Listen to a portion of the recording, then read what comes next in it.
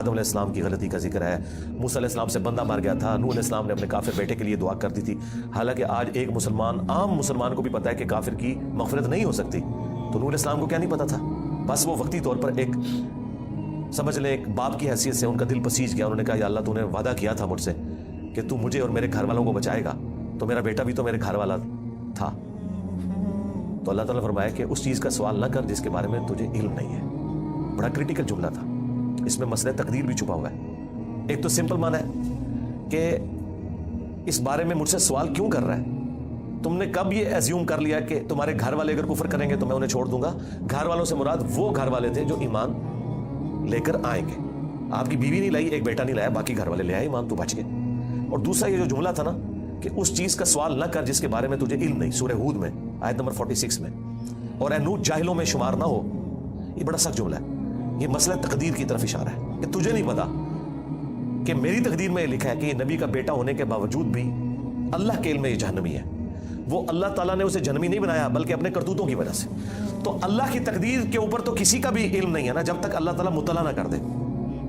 یہ بہت critical issue ہے، اس لیے میں نے الگ سے ایک ویڈیو اس پہ ریکارڈ کروائی ہے، عصمت انبیاء کا عقیدہ، اس کا ٹائٹل ہے انبیاء گناہ نہیں کرتے۔ یہ ہمیں جو عصمت انبیاء کا عقیدہ بتایا گیا وہ یہ ہے کہ نعوذ باللہ انبیاء کے اندر گناہ کرنے کی حص ہی نہیں ہوتی، یعنی انبیاء کرام جو ہیں ان کے ساتھ وہ کمزوریاں بشری اٹیچ نہیں ہیں جو باقی انسانوں کے ساتھ اٹیچ ہیں۔ اگر یہ بات ہوتی تو انبیاء کی فضیلت ہی نہ ہوتی۔ انبیاء کی فضیلت ہے اس وجہ سے، انبیاء کی فضیلت ہے اس وجہ سے کہ وہ بشری کمزوریوں پر اوورکم کرتے ہوئے اللہ کے خوف کی وجہ سے گناہوں سے بچ جاتے ہیں۔ ادروائز پھر فرشتوں میں اور انسانوں میں کوئی فرق ہی نہ رہ جائے۔ تو یہ ہے اصل چیز جو انہیں فضیلت میں لے جاتی ہے عام انسانوں کی نسبت، کہ وہ اللہ کا اتنا خوف رکھتے ہیں کہ وہ گناہوں سے بچتے ہیں۔ رہی لغزش اجتہادی خطا وہ ہو سکتی ہے، تو میں نے وہ انبیاء گناہ نہیں کرتے اس میں تفصیل کے ساتھ واقعات مختلف قرآن سے بیان کیے۔ سورہ یوسف میں ہے کہ اس عورت نے یوسف کا قصد کیا، یوسف بھی عورت کا قصد کر لیتا اگر اپنے رب کی برہان نہ دیکھتا۔ اب اندازہ کریں، اللہ تعالیٰ فرما رہا ہے کہ یوسف علیہ السلام بھی اس برائی میں پڑ جاتے اگر اللہ تعالیٰ انہیں ایک خاص نشانی نہ دکھاتا۔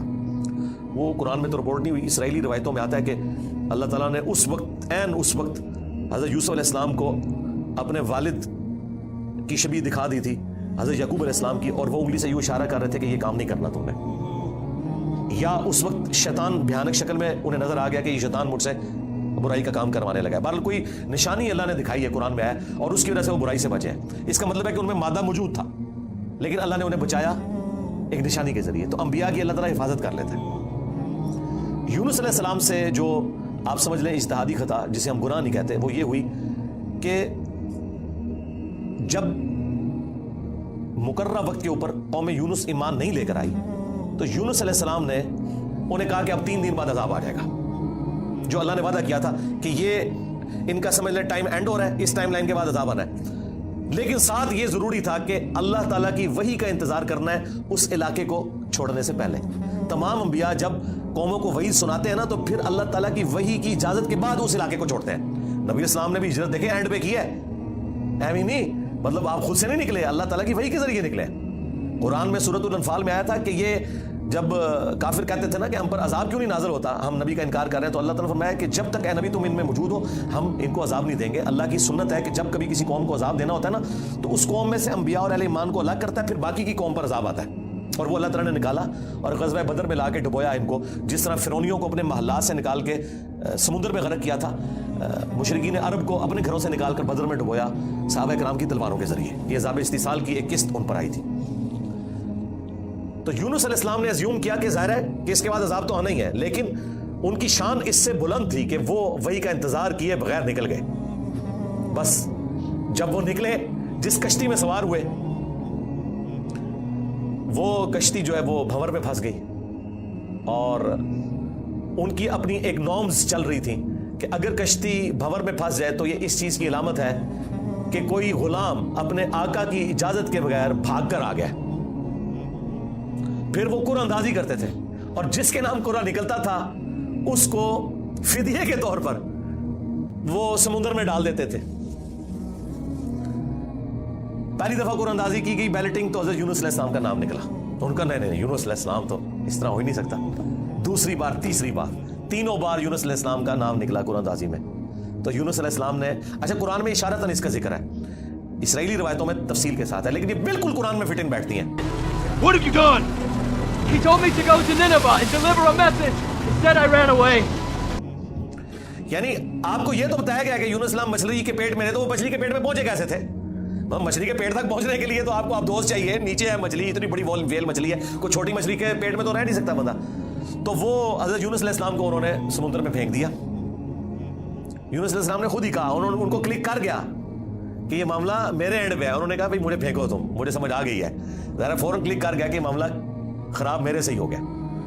وہ ان کو سمندر میں پھینک دیا تو اللہ کے حکم سے ایک مچھلی نے انہیں نگل لیا. یہ قرآن میں ہے. قرآن میں آگے تفصیل نہیں ہے کہ کتنے دن تک, لیکن تورات میں ملتا ہے کہ 3 دن اور 3 رات تک وہ مچھلی کے پیٹ میں رہے.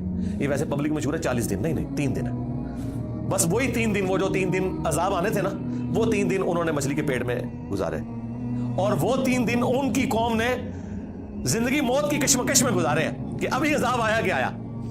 ٹھیک ہے, توبہ ہے نہیں ہوئی کہ آئی ایم سوری تے توبہ قبول ہو گئی ہے نا. 3 دن انہوں نے پی کٹی ہے بھائی جی. یہاں تو لوگ 1 دن جیل نہیں کاٹ سکتے, 3 دن تک انہوں نے وہ تکلیف کاٹی ہے, پھر اللہ تعالیٰ نے ان کی توبہ قبول کی ہے.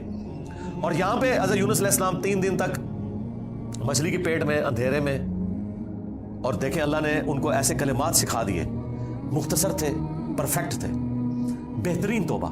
لا الہ الا انت سبحانک, سورۃ الانبیاء میں یہ دعا ہے, اے اللہ تیرے سوا کوئی معبود نہیں اور تو پاک ہے نا, پاک تو غلطی نہیں کر سکتا.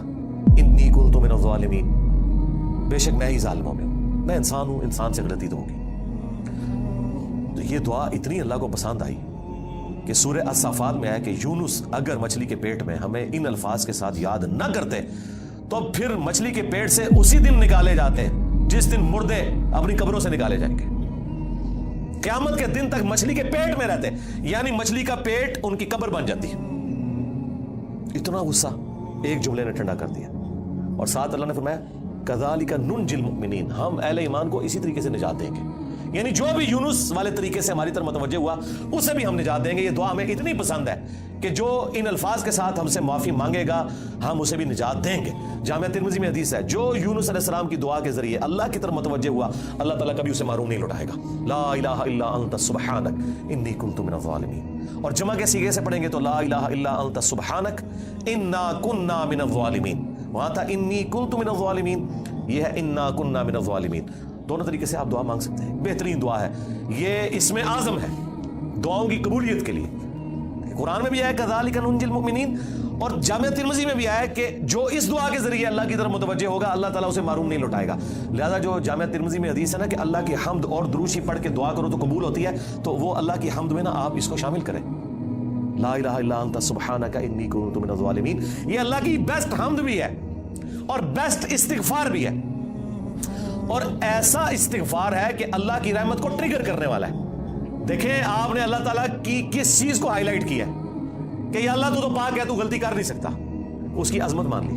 اور پھر ساتھ ہی کہا کہ مجھے تو نے بنایا ہی ایسا ہے کہ میں غلطی کروں گا, تو دیکھ میں کمزور ہوں, میں مان رہا ہوں میں غلطی کروں گا, تو کر بیٹھوں تو معاف کر دینا. اس سے بیسٹ انداز نہیں ہو سکتا اپنی غلطیوں پر معافی مانگنے کا. تو یہ حرز جام رہے, لا الہ الا انت سبحانک انی کنت من الظالمین.